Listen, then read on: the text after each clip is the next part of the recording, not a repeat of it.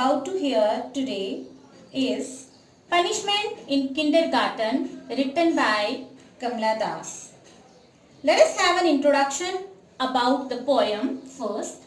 Here is introduction about the poem. The poem Punishment in Kindergarten is written by Kamla Das, a famous Indo-Anglian poet.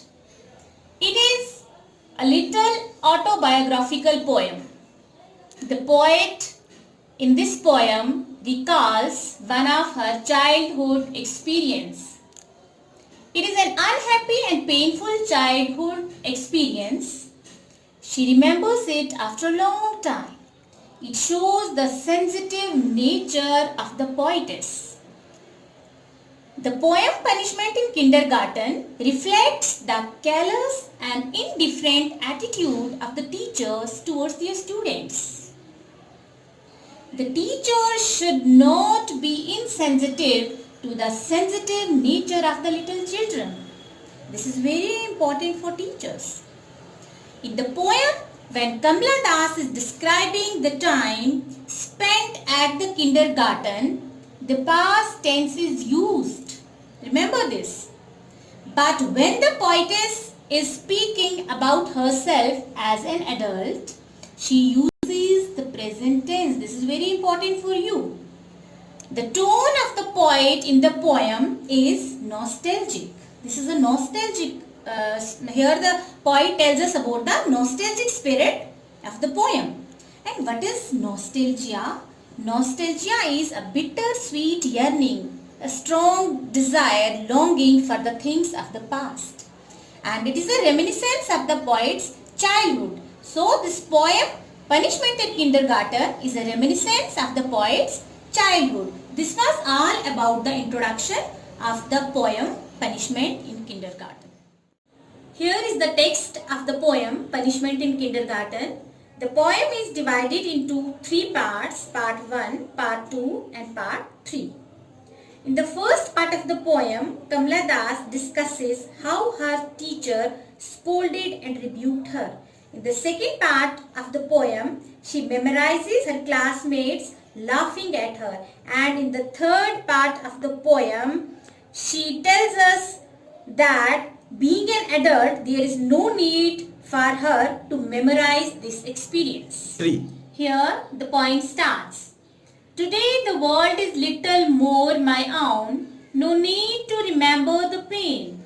A blue-frocked woman cast, throwing words at me like pots and pans. To drain that honey-colored day of peace, why don't you join the others? What a peculiar child you are. In the very first stanza of the poem, or the very first word of the poem, it starts from today, and it is clear that she is going to talk about the past. Kamla Das is now grown up. She says in these lines, she is no more a child. She has freedom to live as she likes. She recollects a day in her life when she was in the kindergarten. One day, the children were taken for a picnic. On that day, she was rebuked by her blue-frocked teacher. Here is this blue-frocked woman. This is the teacher of Kamla Das when she was in kindergarten. One day, the children were taken for a picnic. All the students were enjoying the picnic because picnic is really a honey-colored day for the children. But this honey-colored day for the poet was spoiled by the harsh words of the teacher. The poet was sitting all alone because she had no friends. Moreover, she was new to them and to the school. The teacher labeled the poetess as peculiar child. Peculiar means strange or unusual. And in the second part, on the lawn in clusters sat my schoolmate sipping sugar cane. They turned and laughed. Children are funny things.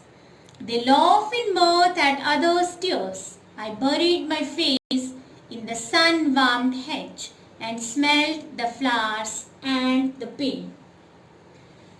In this part of the poem, the poet recalls her classmates when they were sitting at that time in a group in the lawn and they were sipping sugarcane. They heard the teacher rebuking the poetess. They laughed at her. She was deeply hurt. She felt lonely and isolated. Children are funny things. Children are funny creatures. Here in these lines, the poetess depicts child psychology. She hid her face in the nearby hedge and suffered her pain all alone. There she experienced the smell of the flowers as well as the pain in her heart.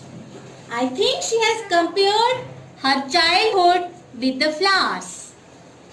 And this is the third part of the poem. And here is the last part of the poem. The words are muffled now. The laughing faces only a blur. The years have sped along, stopping briefly at beloved hearts and moving sadly on. My mind has found an adult peace. No need to remember that picnic day when I lay hidden by a hedge, watching the steel white sun standing lonely in the sky. In the last part of the poem, Kamla Das says she does not remember the harsh words. Now, even the laughing faces of her schoolmates have been blurred. The memory of that event has faded away, but those harsh words of the teacher have made an indelible impact on the mind of the poet. That is why she clearly remembers how she lay hidden by a hedge, watching the bright sun standing alone and shining in the sky. Here, the lonely sun in the sky is symbolic of the loneliness of the poet on that picnic day. And this was all about the explanation of the poem Punishment in Kindergarten, written by Kamla Das. Now we will talk about the poetic techniques used by the poet in the poem. The poetic techniques used in the poem are imagery, metaphor, word image and personification. What is imagery? You know, imagery is representation of sensory experience through language. And imagery is of 5 types, and here the poet has used visual imagery in the expression blue frocked women, taste experience in sipping sugar cane, sound imagery in throwing words at the me like pots and pans. This is the example of imagery. And now here is the example of metaphor. Metaphor is poetic technique metaphor is used in honey colored day. Now word image. What is word image? The poet created images by using hyphenated words, like here the poet has used these words by using hyphen between 2 words. Sun-warmed hedge, blue-frocked women, steel-white sun and honey-colored days. These are the word images and hyphenated words used by the poet. And the last poetic technique used in the poem is personification. And what is personification?